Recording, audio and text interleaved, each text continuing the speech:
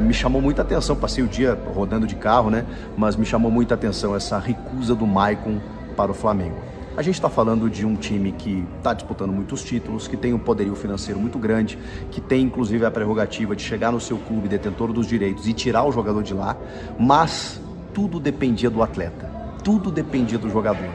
E esse foi o detalhe, o Maicon resolveu ficar no Corinthians. E aí, quando o jogador quer, gente, não adianta, não tem conversa. O Flamengo procurou o Shakhtar Donetsk, que tem os direitos do Maicon, fez uma proposta de 6 milhões de euros para adquirir em definitivo o jogador num contrato de 4 anos. Tem lá o Tite, que é um técnico que já trabalhou com o Maicon, que o Maicon conhece e tudo mais, e que teria um potencial de crescimento muito grande, né? O Flamengo está com uma questão aí do Alan, por exemplo, que contratou junto ao Atlético Mineiro, que está machucado. O Thiago Maia está perdendo espaço, podendo ser negociado com o Inter. Eles estão procurando esse volante, esse jogador.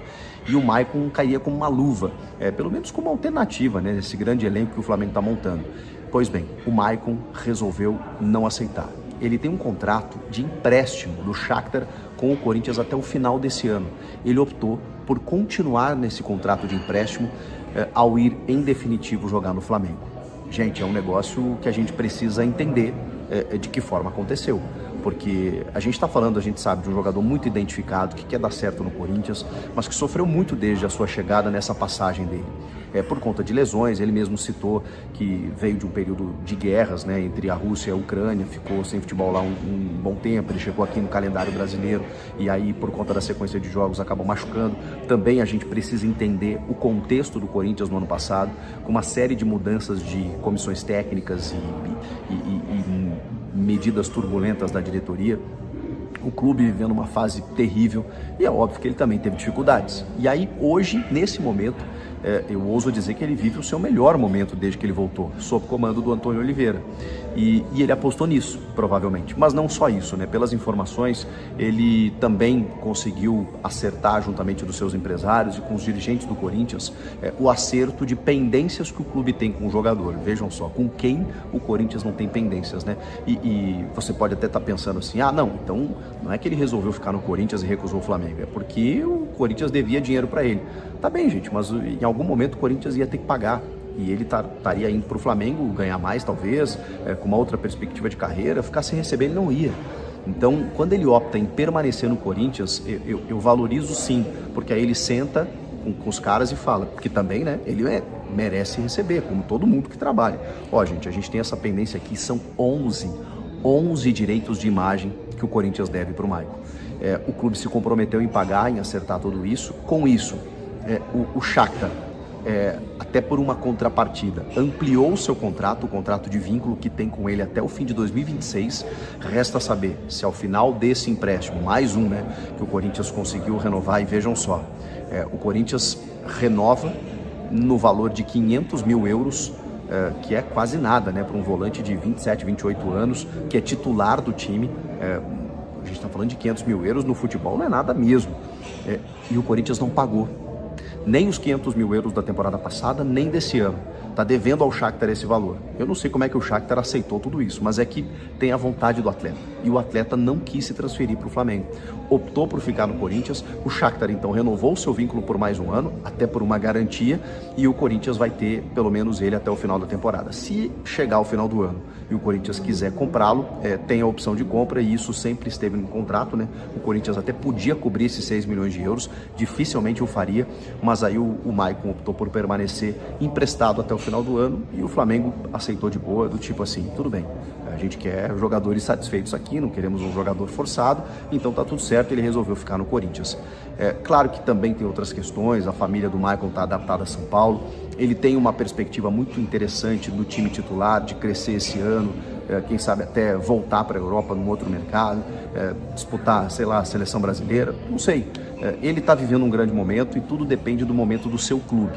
E a gente sabe como ele é um cara que ama o Corinthians, como ele veste as cores do Corinthians, como ele quer dar certo e como ele estava chateado com tantos momentos ruins que o clube passou no ano passado. Mas realmente chama a atenção.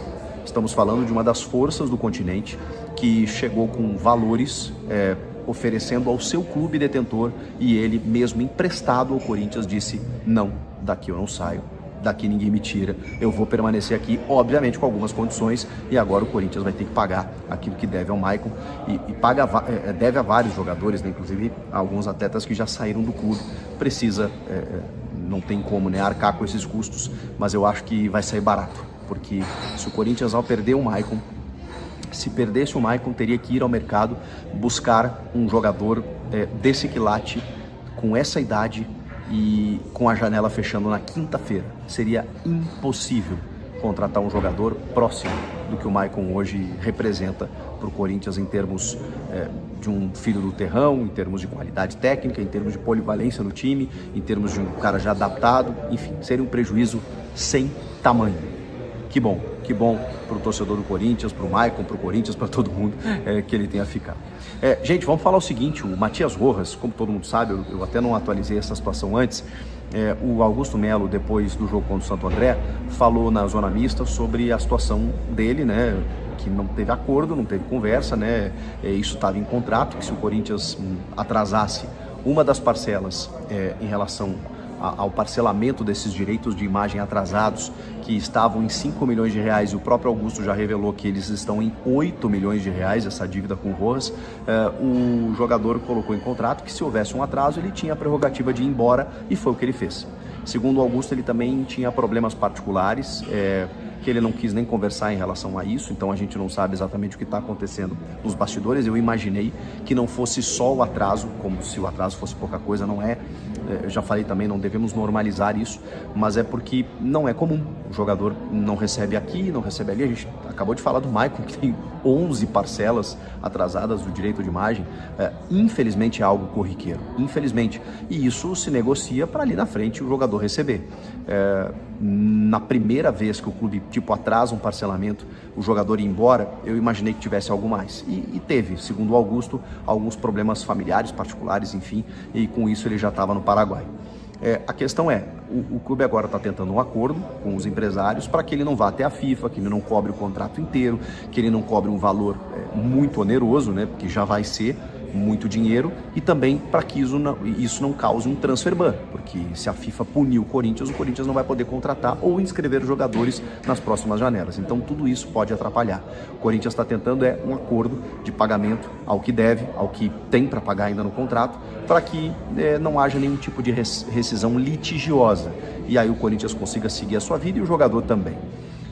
Tem uma proposta, pelo menos uma intenção, não é uma proposta oficial ainda, do Inter Miami, vejam só, time de Lionel Messi e Luizito Soares e Sérgio Busquets e toda aquela turma que está jogando por lá. Eles estão interessados no Matias Rojas, mas estão aguardando que o jogador se libere. Ele ainda não se liberou, ele ainda não assinou a rescisão, precisa realmente resolver esse acordo para que o Inter Miami consiga formalizar uma proposta e aí contratar o jogador que está livre no mercado. Eu até questionei aí recentemente, né, mas onde o Rojas vai jogar?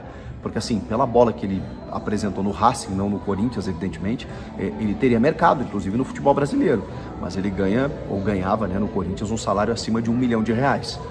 Quem estaria disposto a pagar por um jogador que não performou no Corinthians? E deixou a camisa 10, inclusive, do Corinthians, né? Enfim, o Miami se interessou, tem até a metade de abril para poder formalizar essa proposta e está aguardando essa rescisão contratual. O Corinthians vai ter que se entender com o Rojas, seja agora, seja na FIFA, seja na Justiça, enfim. Ônus e ônus. Matias Rojas não joga mais com a camisa do Corinthians e agora ficou o boleto, né? Ficou a promissória, não vai ter o que fazer.